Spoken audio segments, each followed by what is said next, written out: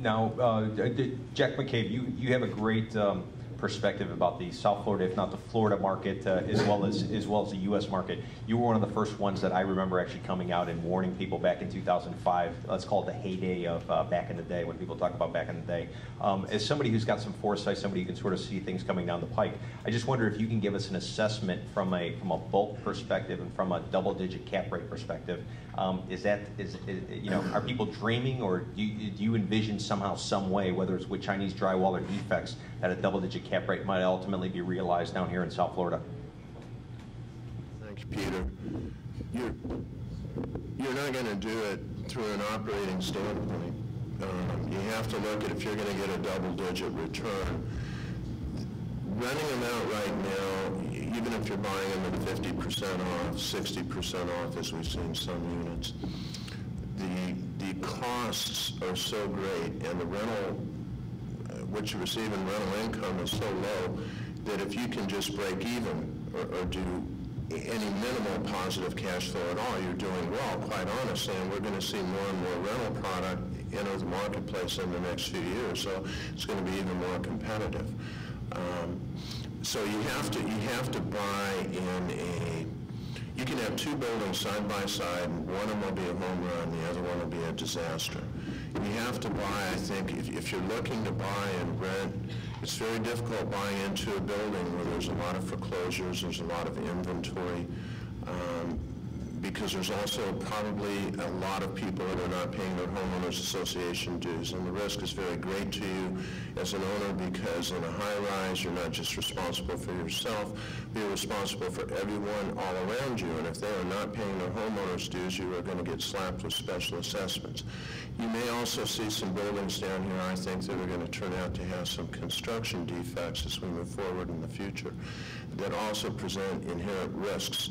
So if you're looking at investing in these units, renting them out, carrying them for 5 years or longer, you really have to do your homework, and you definitely have to buy right. But to me, it's, if you're looking at a 10% return on your money annually through a rental rate over operating income over expenses, I don't think it's achievable, at least not in the new condos down in Miami. Now, it may be in some of the condo conversions around, because a lot of these units now are selling in that $40,000, $50,000, $60,000 price range, and you can get rental rates where you can do a positive cash flow. The main thing, I think, if you're looking at it from an operational standpoint, you have to look at it as a 5-year run, a 7-year run, maybe even a 10-year run in Miami. Before you're going to be able to market these units in a for sale atmosphere and see any type of meaningful return, because we have so much inventory and so many foreclosures yet to go.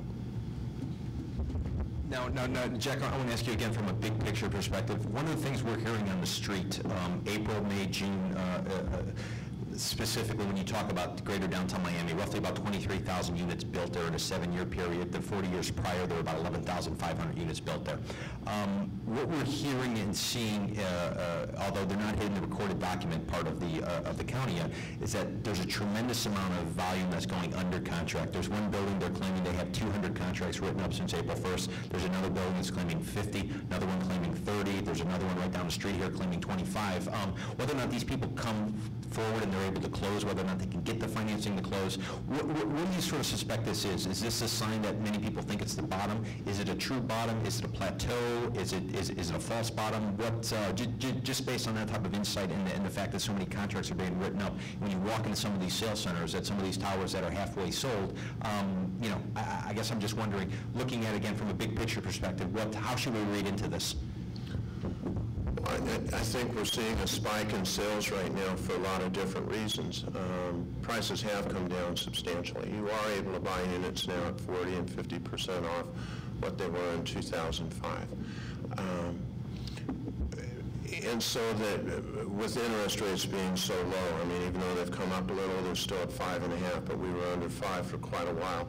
You've got a first-time home buyer's incentive that is $8,000. It runs out at the end of November.